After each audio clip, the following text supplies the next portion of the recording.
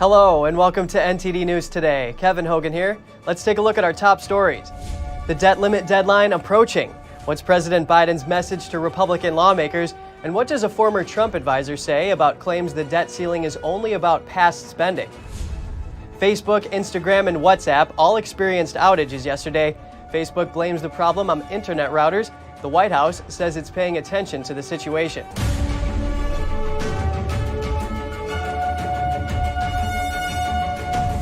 Time is running out for Congress to either raise or suspend the debt ceiling. If it misses the deadline, the federal government could default on its financial obligations, but it looks like lawmakers might be ready to act soon. NTD's Jessica Beatty reports.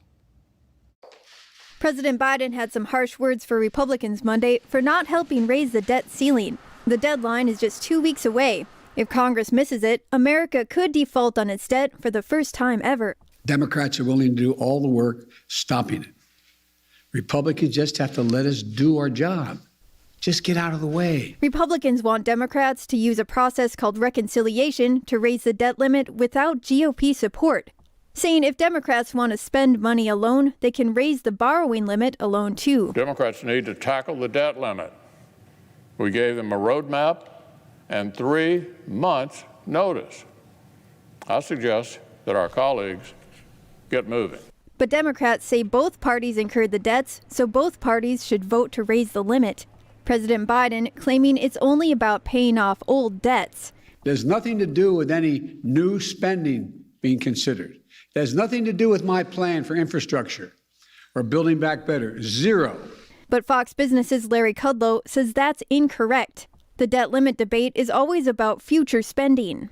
Until a few days ago, on September 30th.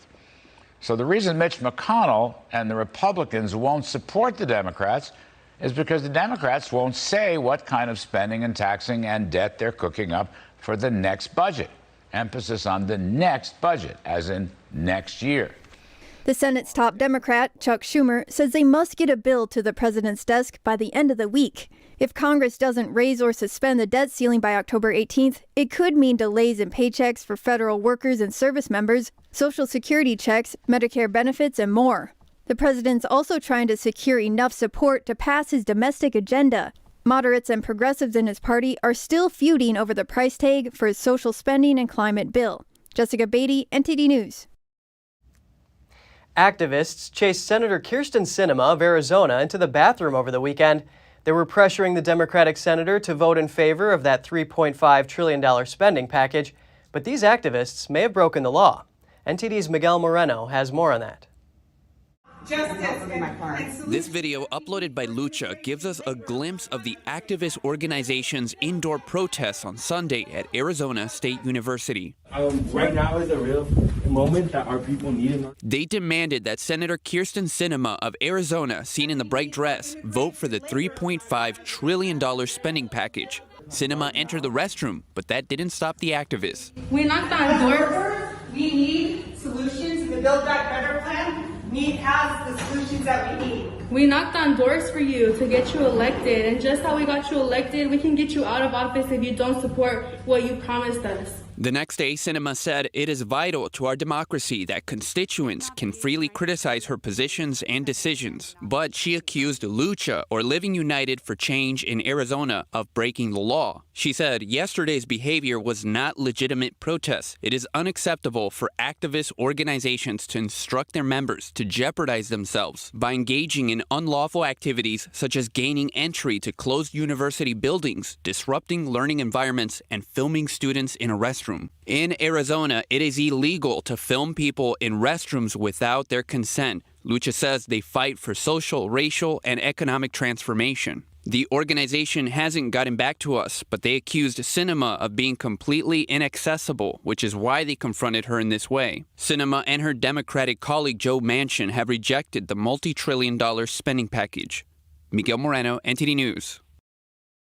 It's been a mess of a Monday for Facebook, the tech giant's week going from bad to worse after 3 of its largest platforms crashed, and that was just after the company came under fire from a whistleblower. Thumbs down across the globe Monday and screens seeing a lot less scrolling, with Facebook, Instagram, and WhatsApp all suffering global outages.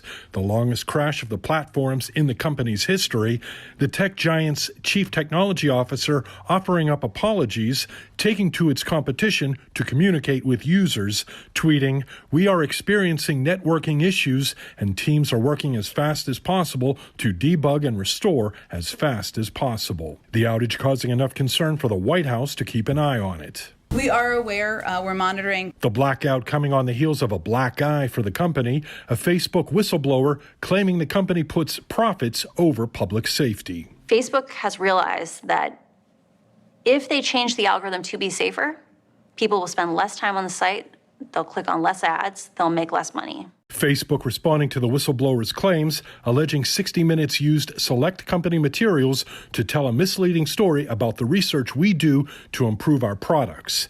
In prepared testimony obtained by CNN ahead of her appearance before a Senate subcommittee on Tuesday, Haugen said, "I believe what I did was right and necessary for the common good, but I know Facebook has infinite resources which it could use to destroy me." Facebook on Monday blamed the widespread outage across a suite of its social media and messaging services on faulty configuration changes on its routers. Facebook shares took a roughly 5% hit on Monday. The drop in Facebook's share price cost CEO Mark Zuckerberg, who owns about 15% of the company's stock, more than $6 billion in personal wealth, knocking him down a notch in the rankings of the world's richest people. And just in, a man has been taken into custody in Washington. U.S. Capitol Police apprehended him amid an investigation of suspicious activity this morning. It started around 10 a.m. this morning. That's when officers noticed a suspicious SUV parked in front of the Supreme Court building. Police first made contact with him, then later moved in to make the arrest. A number of nearby roads were closed while the officers investigated. The police department tweeted an update around an hour later, noting everyone is safe. A soldier is dead and 4 others injured in an accident involving a military vehicle at Fort Bragg in North Carolina. Monday's incident is under investigation. A spokesman for the military installation says it was a tough day at Fort Bragg, and it's tragic anytime a soldier is lost outside of combat. No other details about what happened are available beyond the time of the accident and the name of the street where it happened.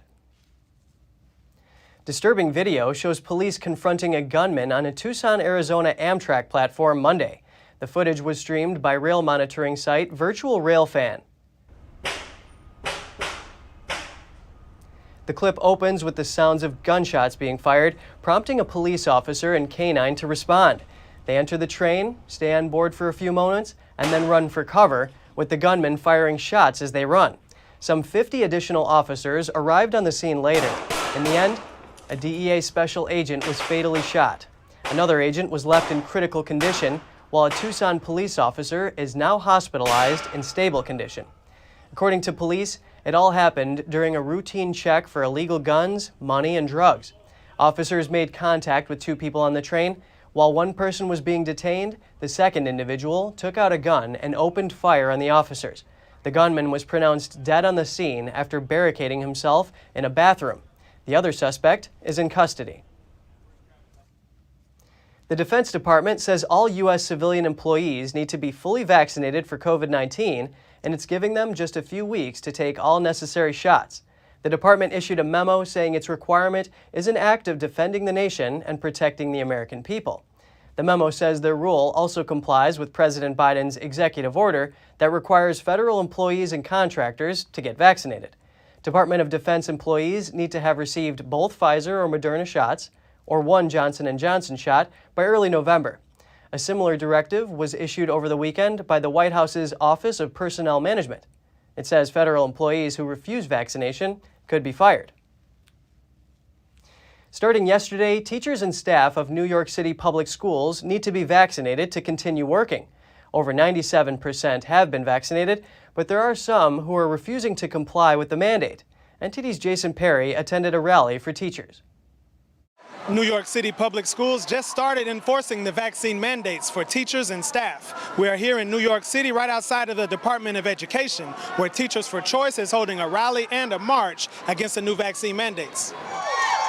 Mawuli Oliveri has been working for the New York City Department of Education for 23 years, and he has been teaching at the same school for the last 18 years. His students call him Mr. O. He is now on unpaid leave. Mr. O always got on us because we were doing what was wrong. I told him that I love them, but you got to do what's right. So at the end of the day, I can't give them a message, do what's right, and then come out here and say, look, I got to follow with the crowd. I don't care if it's the governor. I don't care if it's the judge. If they're telling me to do something wrong, they're wrong. And that's it. That's just what it is. We got to stand up for integrity. Be a man based on principle, not based on the crowd. How? Like, can you explain that? Because my daughter and my son are watching me. That's what it is. My children are watching me. They will never go, I will never go to the grave, and they will never say that my daddy didn't fight. They will never say my daddy did not fight. Tony Maraglia was also put on unpaid leave due to her decision not to get the vaccine. It's about freedom, and I'm fighting not only for myself and my colleagues, but for our children that I think is going to come to next. They're going to be mandated, and I don't think they should be. Others also voiced their concerns about the vaccine mandates. We are against medical tyranny. We are against medical apartheid. Fight for freedom. It's not about the vaccines. It's about freedom. Freedom and safety and common sense. We reached out to the New York City Department of Education for comment, but did not hear back before airtime. According to their website, Teachers for Choice founder Michael Caine has filed a lawsuit against the Mayor Bill de Blasio in an effort to end the vaccine mandates. Jason Perry, NTD News, New York. The vaccine mandate is fully in effect in New York City. Now criticism is becoming louder, especially from the black community. NTD's Arian Pastar has the story from New York's City Hall. You might know Angela Stanton King, a relative of Martin Luther King, or former NBA player Kwame Brown. He was the #1 overall draft pick in 2001. And those are just two of the speakers who took issue with mass vaccination campaigns. Our mission here today is to educate the black community on the rights to their own bodies and to also eradicate medical apartheid. Less than 30% of black Americans in New York City between the ages of 18 and 44 have gotten the shot. When the vaccine rollout first started, Mayor Bill de Blasio acknowledged that black people might not trust the vaccine due to past experiences. There's a reason why people have this distrust. That said, we are here today fighting this pandemic with leaders from communities of color playing key roles. But to have black leaders advocating for the vaccine may not be enough. Because if you see a black face, that means that you have to jump and do it. It means that we black people don't have a mind of our own and we're not individuals, but we're just like a whole group. Many also pointed out that pro-vaccination information gets promoted by influential organizations. They use our celebrities to kind of coach everybody up to get them to listen. I've been a part of it. When you make that type of money, you don't want to say anything that's going to mess up that cash flow. So you just stay quiet. And now is not the time for anybody to stay quiet. Different speakers agreed that the virus is widely reported on from only one side. They've used their ability just to promote propaganda. If the only way they can get people to comply is that they have people afraid. I think the first thing we need to do in order to get over the pandemic is start allowing people to hear the truth. We need to begin listening to other medical experts besides just Dr. Fauci and his particular cabinet. Fauci was recently asked whether he considered resigning over some of the false predictions he has made. He said he's not considering resignation. Arian Pastar, NTD News, New York. The top job at the National Institutes of Health will soon be up for grabs. Longtime NIH Director Francis Collins is stepping down. Collins announced his resignation today. He plans to leave the post by the end of this year.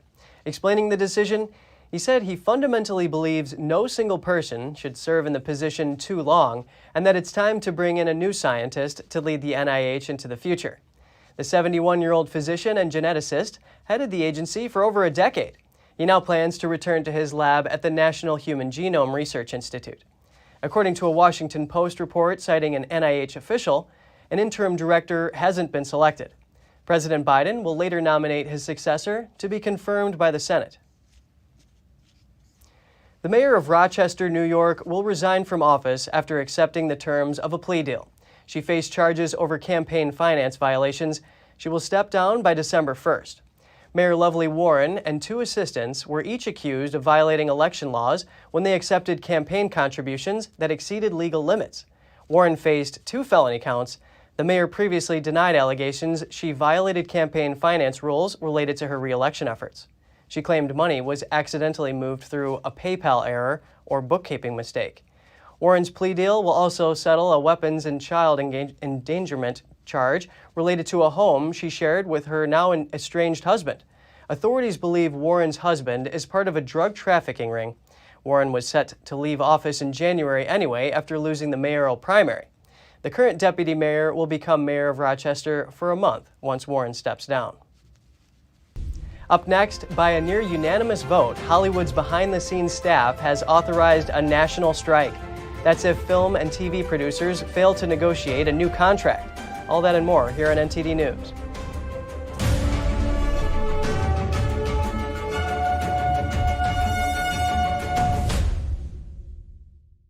Why could gold and silver prices be headed much higher? The Fed keeps printing more money. The dollar is getting weaker and weaker. And now we have the threat of rising inflation. How can you protect your hard-earned savings? In an environment of high degrees of uncertainty, much higher levels of volatility, I think you're going to see a bigger gravitation towards the idea of ownership of gold.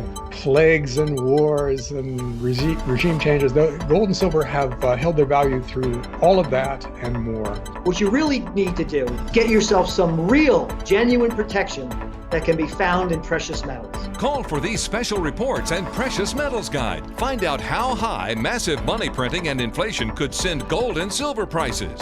I think gold and silver will win big. When you call, ask how you can get $5,000 in bonus gold or silver. Call 800-960-3100. 800-960-3100. Secure, the true solution for your digital privacy and security. Secure is a private and secure messaging and email solution hosted in Switzerland, using military-grade encryption and Swiss privacy laws, giving you true privacy. Secure is 100% private and does not collect or sell any of your personal data. Secure's Helix technology connects you securely to our Swiss servers without the need of a VPN, guaranteeing privacy and security for all your communications. Secure Messenger doesn't require your phone number or any personal data that hackers target.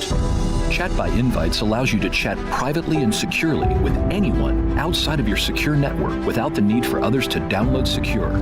Secure Send offers you a private and secure way to email anyone outside of Secure. You won't find this level of privacy or security on any other email or instant messaging application. Visit secure.com. Regain and protect your privacy today.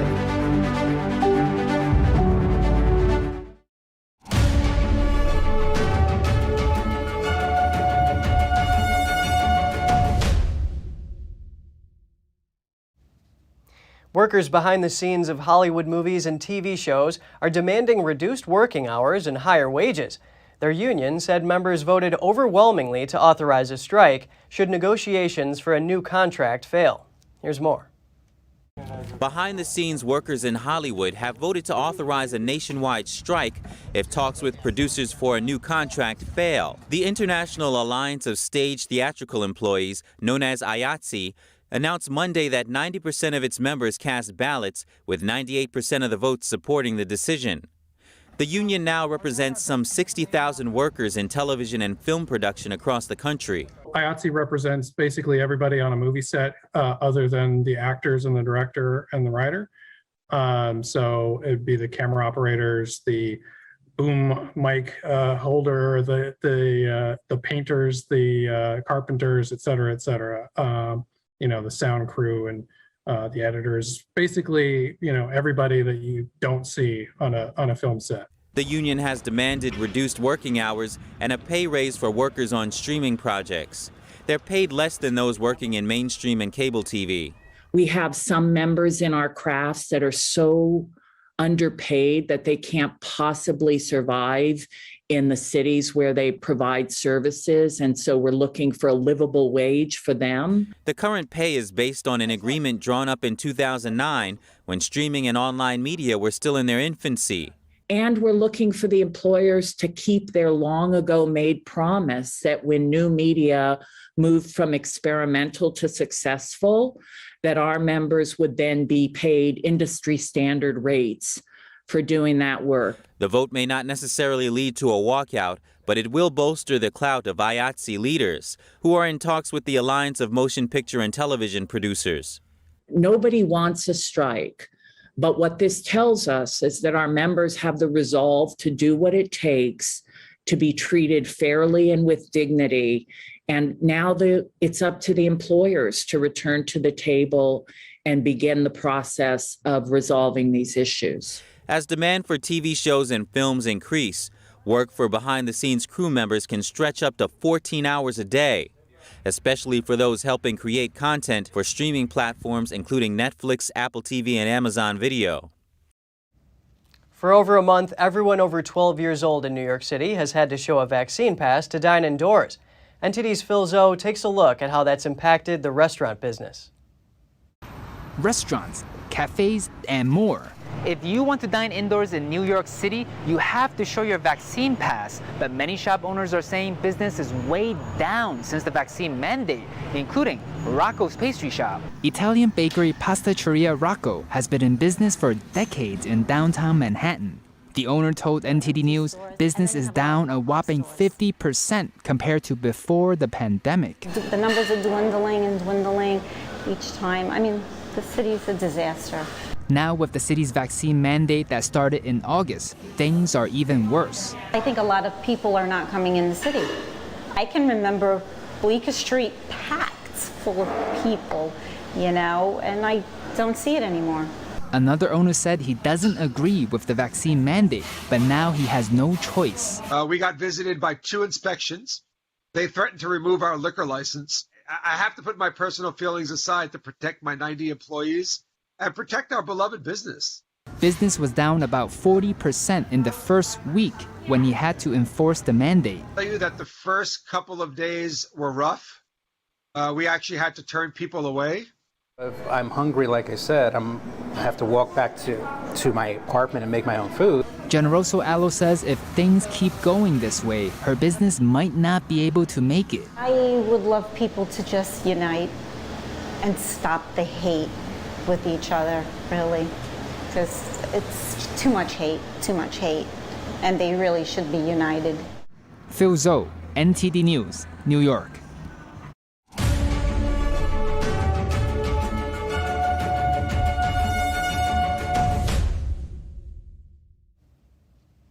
Communist China sent a record 56 warplanes into Taiwan's airspace in one day, and Beijing has entered Taiwan airspace 4 days in a row now.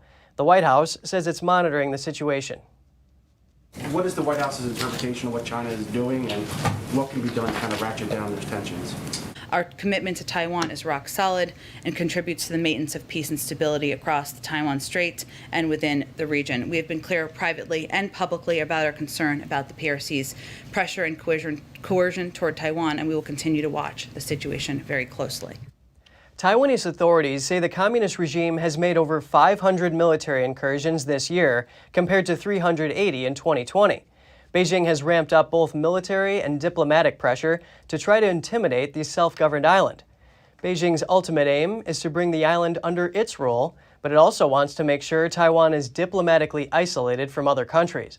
The past few days have seen a flurry of action. Since October 1st, 149 Chinese warplanes have flown over Taiwan's Air Defense Identification Zone.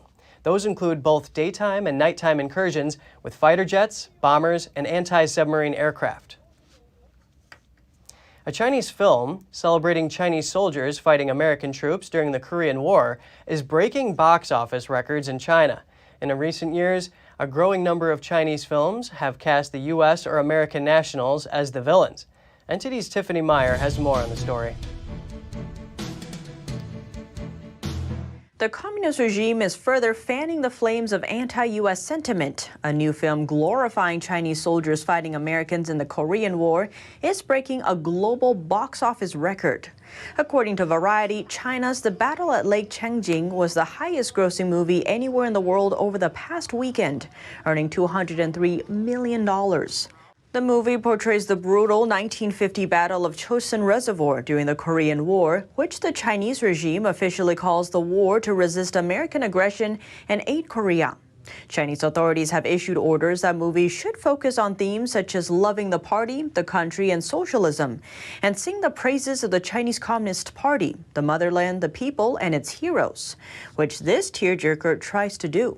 Chinese media reported that it's the country's most expensive movie, costing as much as $200 million and using 7,000 film crew and 70,000 background actors.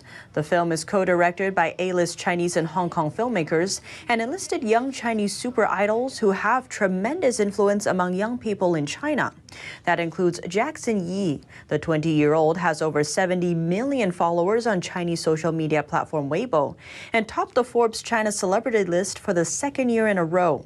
Another cast member is Wu Jing, whose previous nationalist film Wolf Warrior 2 is China's highest-grossing movie. China in recent years has seen more movies that cast American Army, Marines, or nationals as the main villains, who are then defeated by Chinese Communist soldiers.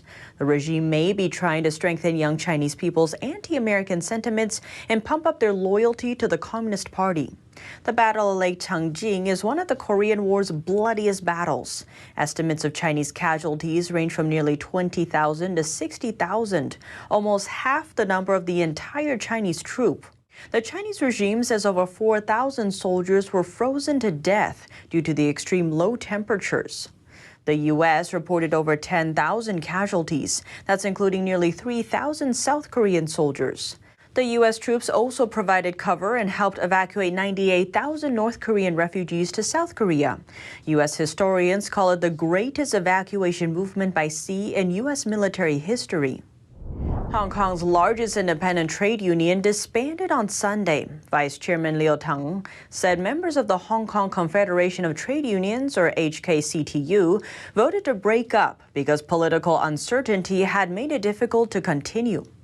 During the gathering, unionists joined hands, wearing T-shirts that said constant dripping of water wears away the stone. It's an old Chinese saying that means persistence will achieve an unlikely goal, similar to the English saying little strokes fell great oaks. Pro-Beijing media have suggested the union, HKCTU, was a foreign agent that can be punished with up to life in prison under the national security law Beijing imposed on Hong Kong last June. The law punishes what Beijing broadly defines as subversion, secession, terrorism, and collusion with foreign forces. That includes pro-democracy movements. HKCTU denies the accusations made against them. The union says it helped labor workers get long-delayed wages and that it negotiated to increase their salaries in line with inflation. According to Reuters, at least 29 trade unions in the former British colony dissolved this year for fear of violating the national security law. Some activists say the union situation in Hong Kong increasingly resembles that in mainland China. British Foreign Secretary Liz Truss says the UK will be tough on countries that don't play by the rules. Speaking at the Conservative Party conference, she said she's planning new security pacts to strengthen the free world against malign actors. NTD's Jane Worrell has the story. The new Foreign Secretary pledging to build security pacts with democratic countries to fight malign forces. The democratic world order faces a stark choice. Either we retreat and retrench in the face of malign actors, or we club together and we advance the cause of freedom. Speaking at the Conservative Party conference on Sunday, Liz Truss says Britain will challenge authoritarian states through security and trade. Here she directly warns Beijing. It's important we trade with China, but we must make sure it's reliable trade, that it avoids strategic dependency, and that it doesn't involve the violation of intellectual property rights or forced technology transfer. The world is safer and more prosperous when countries abide by their international obligations. She specifically spoke about an agreement between Australia, the US and the UK, which aims to counter China's growing influence in the Indo-Pacific. Liz Truss was the International Trade Secretary before she was promoted to Foreign Secretary during Boris Johnson's reshuffle in September. Speaking at a fringe event at the Conservative Party conference, she said that the US trade deal isn't the be-all and end-all for the UK, and she highlighted trade deals with the Pacific bloc. She also emphasised working out wider foreign policy with the US and Australia and trading with developing countries so that they won't be drawn into the orbit of authoritarian states. Jane Werrell, NTD News. Coming up, actor William Shatner is headed to space after spending decades playing a spaceship commander on TV and in movies. He's flying on Jeff Bezos' Blue Origin ship. And I hope food fans are watching because a new season of Diner Impossible is coming to TV screens along with a pair of new baking shows. Stay tuned to find out more.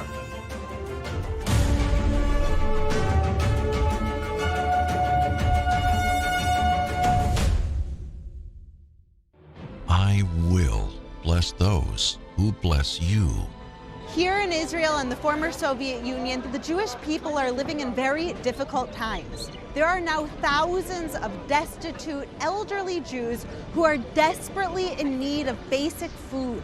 The International Fellowship of Christians and Jews is on the ground with survival food boxes, but the need for food is growing. Call or go online now and say, I will bless these children of Abraham. It's the elderly widows who are hurting the most. Many of them are also Holocaust survivors who are once again crying out for help. Their need, as you can see, is extremely urgent.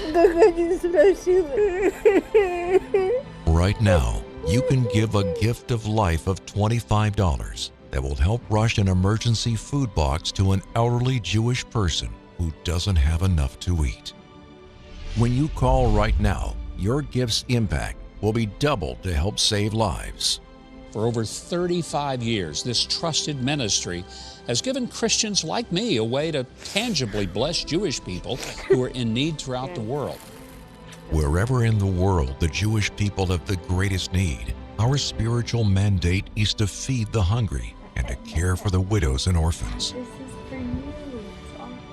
Together, we bring them comfort and love, but just as important, we bring them this life-saving food box. When you call right now, your gift's impact will be doubled to help save lives. Without your response, their pain and suffering will continue. Call or go online now and say, I will save a life. I will bless and comfort the Jewish people.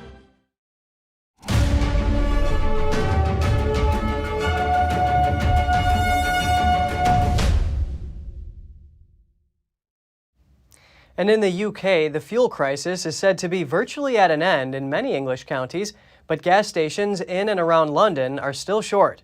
The government is deploying the army to help deliver fuel. NTD's Malcolm Hudson has this report. The Petrol Retailers Association says that about 22% of the petrol stations in London and the southeast of England are still without fuel. Executive Director Gordon Balmer says that this is due to the dense population and that it might take up to 10 days to get back up to normal. 200 military personnel will deliver fuel to tackle driver shortages from Monday. In Hemel Hempstead, soldiers fill up tankers ready to deliver. Whilst in London, there are still long queues at petrol stations. That's my third petrol station which I'm trying. So it's just terrible. Nothing we can do about it. We just need to wait. And we couldn't find any anywhere. I've just driven actually from Sidcup and there was absolutely none at all. But I'm hoping to be able to top up at least half my tank now. To be fair, I've only just pulled up, but I've passed 5 garages that are all closed, and it doesn't look like they've got any diesel, so I don't know. It's looking like the diesel pumps are closed, so I don't know what I'm going to do, because I've got a load of deliveries to do and I've only got a little bit left, so. The Petrol Retailers Association says that the crisis is virtually at an end in Scotland, northern and central England, with only 6% of forecourts still dry. Malcolm Hudson, NTD News. UK travel rules are simplified for most fully vaccinated travelers from yesterday. They'll no longer need to do a pre-departure test, and the traffic light system ends. NTD's Coast Temenes has the details. New international travel rules came into force on Monday. The traffic light system is scrapped, with locations now categorized as either on the red list or not. The rules are simplified and cheaper for fully vaccinated residents and unvaccinated under 18s from over 50 countries and territories. They don't need to take a pre-departure rapid test or an 8-day PCR test after arriving in the UK. They don't need to self-isolate at home or where they're staying either. All they need is a single PCR test on day 2 after arrival. Unvaccinated travelers from non-red list countries need to take a pre-departure test, day 2 and day 8 PCR tests, and self-isolate for 10 days. Travelers from a red list country are still required to spend 11 nights at a quarantine hotel. It comes amid reports the number of countries on the red list will be slashed from 54 to 9 later in the week. Brazil, Mexico and South Africa are expected to be removed from the red list. Fully vaccinated travelers to England will be able to use a cheaper lateral flow test for their day 2 post-arrival test soon. The government says it aims to have it in place by the October half-term week. Cost Jimenez, NTD News.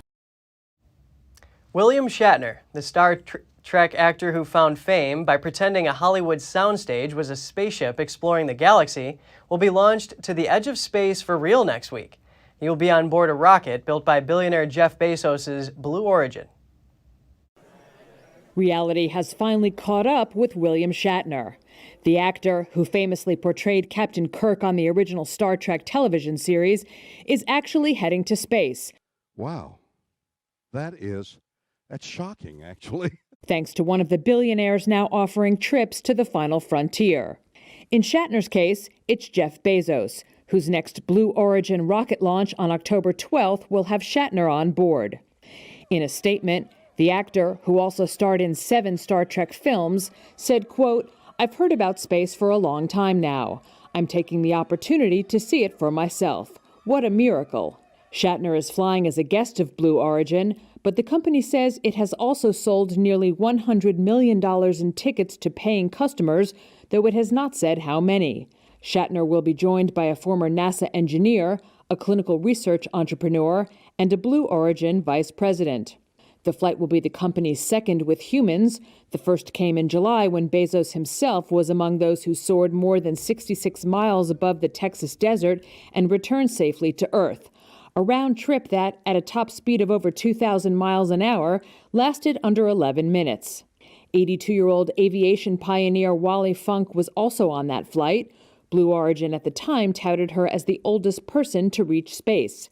Shatner, at 90, is set to shatter that record. Barbie is embarking on a zero-gravity flight. The project aims to inspire young girls to consider a career in space and science, technology, engineering, and math. NTD's Andrew Thomas has the details. October 4th through the 10th marks World Space Week. This year celebrates women in space. So toy maker Mattel Inc. has teamed up with the European Space Agency and Italian astronaut Samantha Cristoforetti. Well, as astronauts, something that we all really care about is inspiring the next generation, inspiring young boys and girls to take up careers in space exploration or in general in science and technology. We think, and I think, that that's really important. Cristoforetti is currently training for her next mission to the International Space Station next April. As part of the project, Cristoforetti's look-alike doll mirrored an astronaut's preparation before heading off to space by traveling and floating on a zero-gravity flight from an ESA base in Germany. The mini Samantha doll has already been on a parabolic flight, so she already has some experience with weightlessness. And, I really hope that by showing that, we can create some excitement for especially young girls. This Barbie was previously made as a one-off in 2018 to honor Cristoforetti, but now the company says the doll is available for purchase. I think boys and girls, they become passionate about things because they get excited, because they see something intriguing, because they see something funny. And so maybe that footage, those images will kindle a sparkle of passion in some girl's heart, and that would be incredible. As part of the project, Barbie is sharing educational resources on its website. Proceeds from the new Samantha Cristoforetti Barbie doll will be donated to the Women in Aerospace organization towards a PhD student scholarship. Andrew Thomas, NTD News. Who's Hungry? A new season of a popular cooking show and a pair of brand new baking competitions are ready to be served this week. I thrive on pushing myself to the limit. Chef Robert Irvine is back with Dinner Impossible. Chef Irvine's seemingly impossible challenges this season include a party celebrating the 150th anniversary of Cedar Point Amusement Park. Season 10 of Dinner Impossible plates October 5th on Food Network. Welcome to the inventive and delicious world of Baking Impossible. You guys ready for this? A new baking challenger approaches. Baking Impossible teams bakers with engineers to, you guessed it, bake and build impossible things which not only have to taste and look good, but stand up to some serious stress. The cakes come tumbling down on Netflix starting October 6th. Tarts, pies, custards, cake. Welcome to Baker's Dozen. I'm Tamara Murray Housley, avid home baker. I'm Bill Yassis, former White House executive pastry chef. Show off. Now those are some baking credentials. Hulu's entry into the world of competitive cookery this week is Baker's Dozen, where, you guessed it, 13 bakers ranging from semi-pro to a person who began baking during the COVID-19 pandemic do battle crafting carby creations. The icing is on the cake starting October 7th. Are you kidding? There may soon be a new millionaire on the block in California. A single ticket sold there matched all 6 numbers to win the Powerball. The jackpot was up to nearly $700 million at the time of Monday night's drawing. 6 other tickets matched 5 white balls and will get prizes worth $1 to $2 million. Here are the winning numbers: 66, 12, 22, 54, 69, and the Powerball was 15. The lucky ticket holder can get to choose to get the money gradually, in payments over 29 years, or just take the lump cash option of $496 million. The huge payout comes after 40 weeks without a grand prize winner. The latest James Bond movie took a mighty $121 million at the international box office over its opening weekend. That's according to what Universal Pictures said on Monday. The British and Irish box office led the way with a total of $35 million, making No Time to Die the biggest movie release there of the pandemic and the highest opening 3-day weekend ever in the UK and Ireland for a Bond movie. The film, which marks actor Daniel Craig's 5th and final outing as the British secret agent, was delayed 3 times from its planned April 2020 release date because of the pandemic. No Time to Die has yet to open in North America, arriving in movie theaters in the US and Canada on Friday. Universal and Studio MGM decided to release the film exclusively in theaters. They've steered clear of the trend this year by many distributors to release the movies on their streaming platforms at the same time. Meet Eminem, Budweiser's newest Clydesdale. The Anheuser-Busch announced this birth last month at Warm Springs Ranch in Boonville, Missouri. That's the breeding and training facility for the Budweiser Clydesdales. His name is spelled the same as the rapper Eminem and takes the first initials of his mom, Marcy, and dad, Miles. He'll have to undergo years of training before he can even try out to join the Budweiser Clydesdales traveling team. By then, he could be about 6 feet tall at the shoulders and weigh as much as 2,000 pounds. Aging is a natural process that none of us can avoid, but the decline can be less severe if we practice good self-care. Here's Gina Marie, who brings us Strong Mind and Body.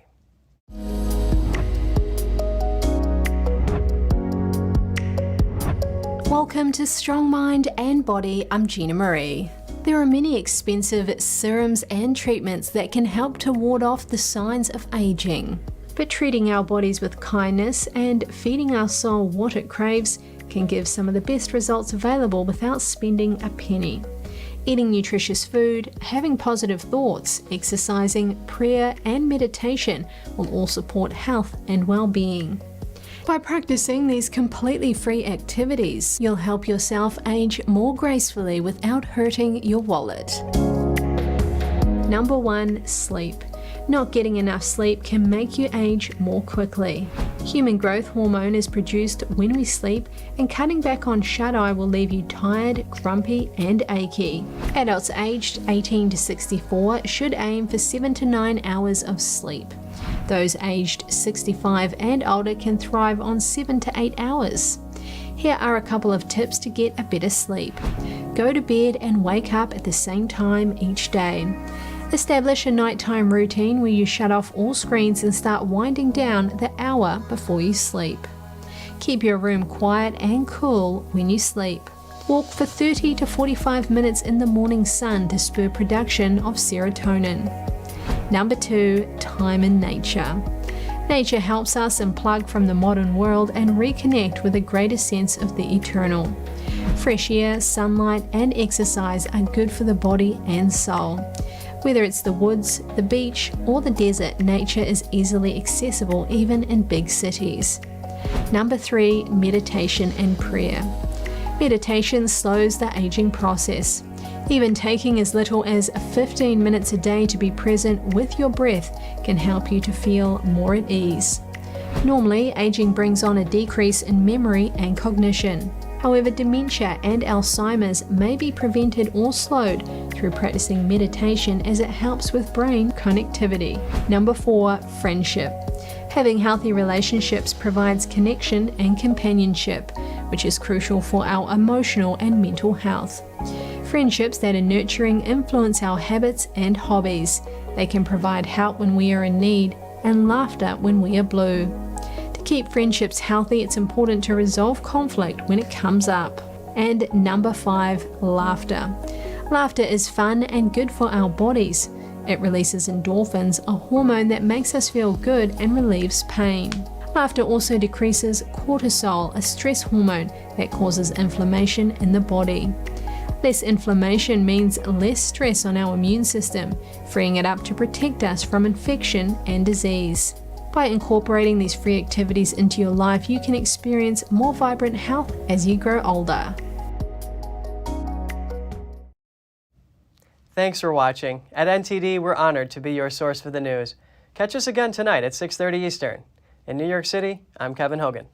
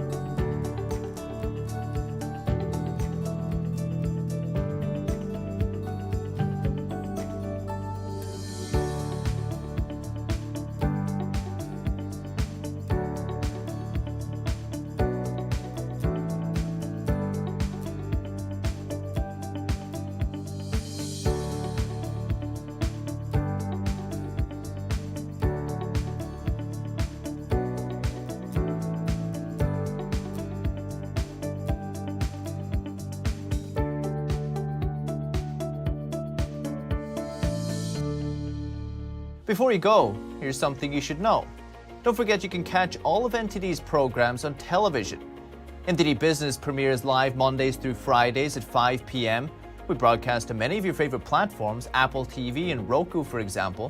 We're also rapidly growing on cable, satellite, and over-the-air all across the United States. Just go to ntd.com/TV